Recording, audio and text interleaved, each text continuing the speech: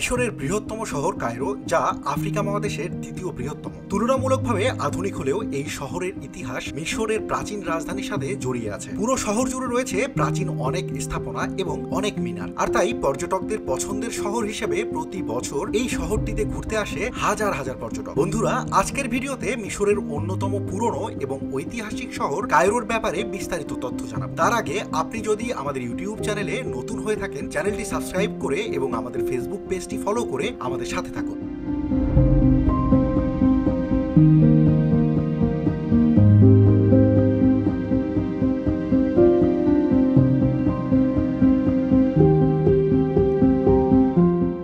সাধারণত পুরো বছর জুড়েই কায়রোর আবহাওয়া বেশ শুষ্ক থাকায় এখানে সবসময়ই গরম বিদ্যমান। বিশেষ করে জুন থেকে আগস্ট মাসে বেশ গরম থাকে, তাই এই সময়টাতে কায়রো ভ্রমণ না করাটাই শ্রেয়। মার্চ থেকে এপ্রিল ও অক্টোবর থেকে নভেম্বর মাসের দিকে গরম তুলনামূলক কম থাকে, তাই শীতের শুরু থেকে বসন্তের প্রথম সময়টা মিশর ভ্রমণের জন্য একেবারেই উপযুক্ত সময়।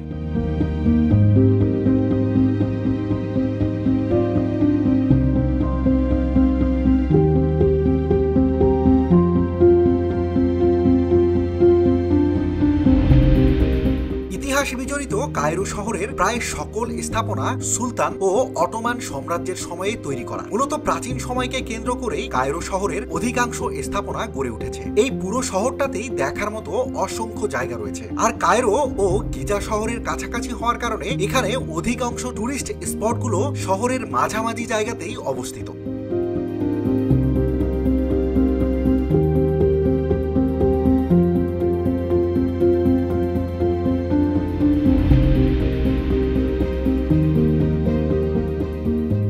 চলুন এক নজরে আপনাদের জানিয়ে দেই কায়রোর কোন কোন জায়গাগুলোতে আপনি ঘুরতে পারেন। Egyptian museum. তাহরির স্কয়ারের কাছাকাছি মিশরীয় জাদুঘরে প্রাগৈতিহাসিক যুগ থেকে রোমানদের শাসনকাল পর্যন্ত ইতিহাসের নানা নিদর্শন সংগ্রহ করে রাখা রয়েছে। এখানকার অধিকাংশ শিল্পগুলো ফারাও রাজাদের সময়ে নির্মাণ করা। চাল্লক রাজা তুতেনখামেনির ডেথ মাস্ক, তার সাবাধার ও সমাধি থেকে উদ্ধারকৃত কোষাগার, ফেরাউনদের সিংহাসন, তাদের ওয়ার্ড্রপের বিভিন্ন সংগ্রহশালা, মিশরীয়দের অলংকার ও নিউ কিংডম রয়্যাল মমি পর্যটকদের জন্য বিশেষ আকর্ষণ বহন করে এই জায়গাটিতে।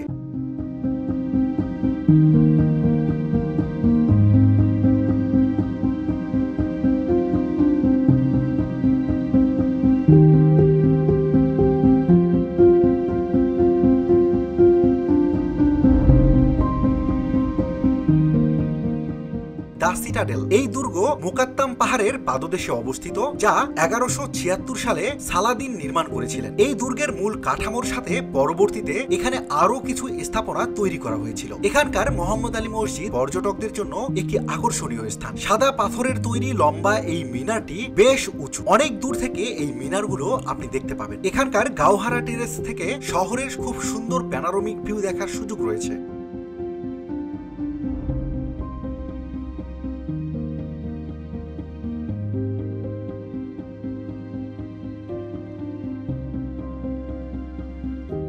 ওল্ড কায়রো বা পুরনো কায়রো। কায়রো শহরের ডেল্টা অঞ্চলে অবস্থিত এই বিশাল দুর্গটি একসময় ফর্ট্রেস হিসেবে পরিচিত ছিল। এখানকার কপ্টিক মিউজিয়াম মিশরের অন্যতম প্রাচীন কপ্টিক আর্টের সংগ্রহশালা, যেখানে মিশরের খ্রিস্টীয় সময়ের অনেক তথ্য সংগ্রহীত রয়েছে। এখানকার চার্চ অফ সেন্ট সের্জিয়াস এবং বাচ্চাস পর্যটকদের জন্য বিশেষভাবে আকর্ষণীয়।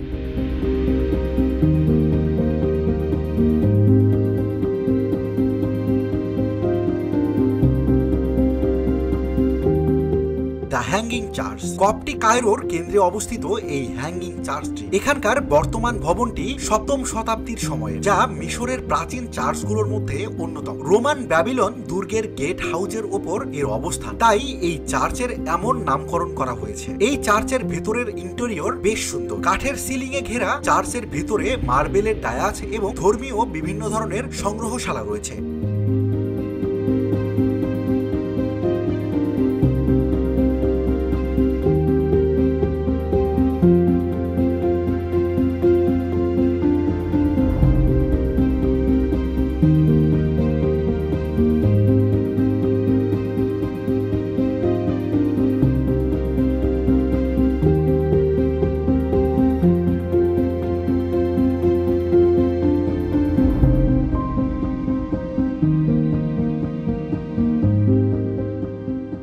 আল আজাহার পার্ক। পুরনো শহরে এক সবুজ সমারোহ হচ্ছে আল আজাহার পার্ক। এখানে ছুটির দিনে বিকেল বেলা মানুষদের উপচে পড়া ভিড় থাকে। এখান থেকে সূর্য অস্তের পুরো সময়টা খুব সুন্দরভাবে আপনি উপভোগ করতে পারবেন। অবশ্য এর আশপাশে বেশ কিছু রেস্টুরেন্টও রয়েছে। শহরের অন্যান্য স্থাপনা ঘুরে ক্লান্ত হলে আপনি এই পার্কটিতে এসে খানিকটা জিরিয়ে নিতে পারেন।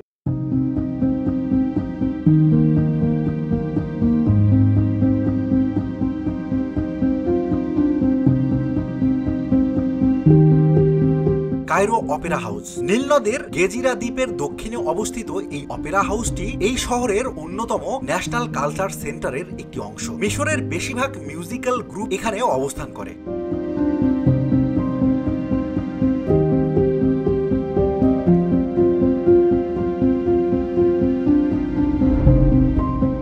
তাহরির স্কয়ার শহরের প্রাণকেন্দ্রে অবস্থিত এই জায়গাটি শহীদদের স্মৃতি বিজড়িত একটি স্থান। রাজনৈতিক বিক্ষোভের জন্য এই জায়গাটি অত্যন্ত বিখ্যাত।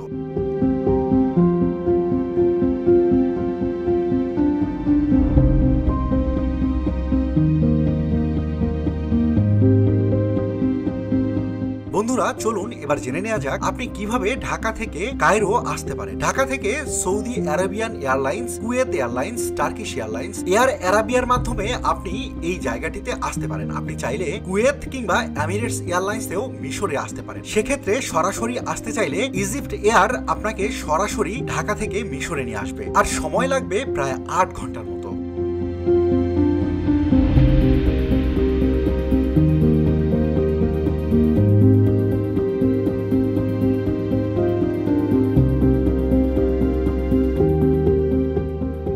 বন্ধুরা, এই ছিল আমাদের আজকের আয়োজন। কেমন লাগলো ঐতিহাসিক শহর কায়রো নিয়ে আমাদের আজকের ভিডিওটি? আপনার অনুভূতি জানিয়ে কমেন্ট করতে ভুলবেন না।